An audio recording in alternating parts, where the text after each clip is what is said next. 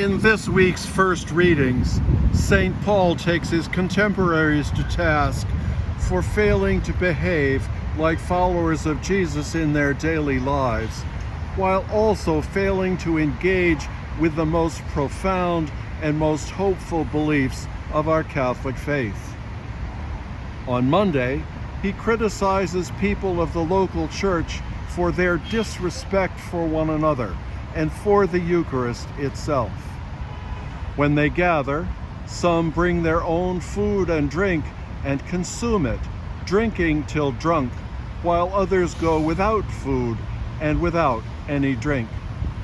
In such a state, he asks, how can the eaters and the drinkers celebrate the Eucharist? Worse, he says in today's reading, how can you deny that Jesus rose from the dead?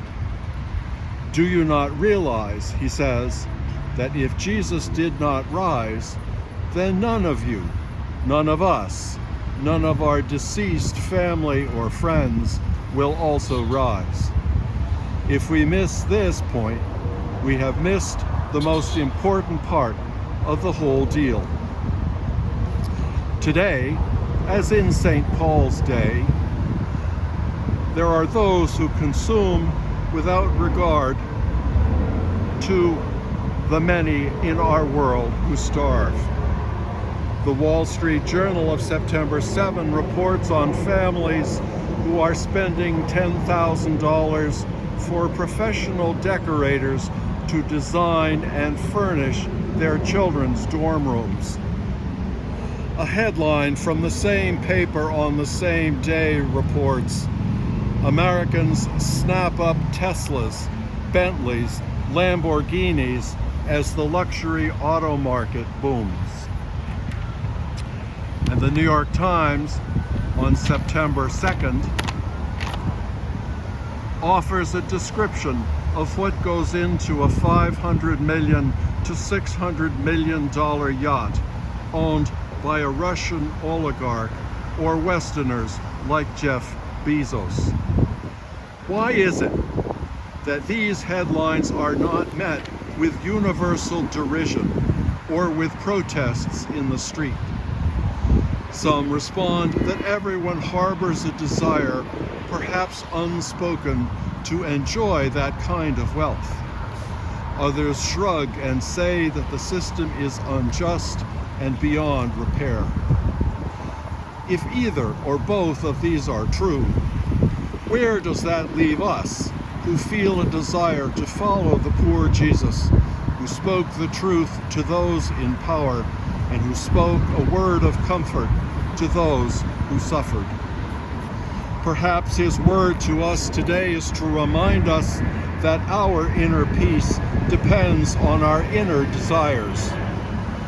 A desire for this kind of wealth and the power that goes with it can leave us heart heavy if we never obtain such wealth and power. Actually, possessing such wealth leaves us with, well, a $10,000 dorm room or a Lamborghini. In other words, with toys that we can outgrow or drive into a ditch or leave at home as in a museum.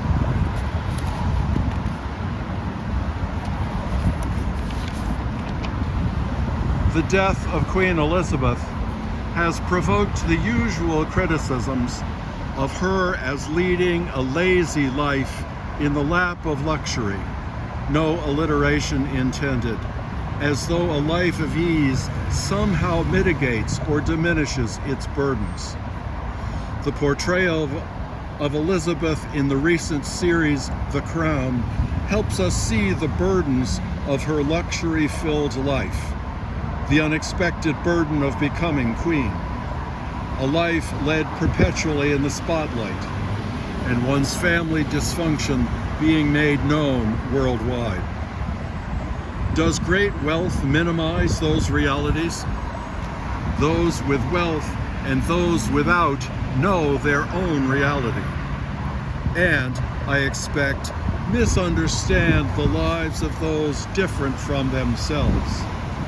As usual, We know people from the lives they lead. The late Queen had a clear sense of God as her foundation and a source of her vocation as Queen. Hence, her steadfastness in fulfilling this role and her willingness to use the luxuries around her as part of the game she had to play, one that affected many people much for the better.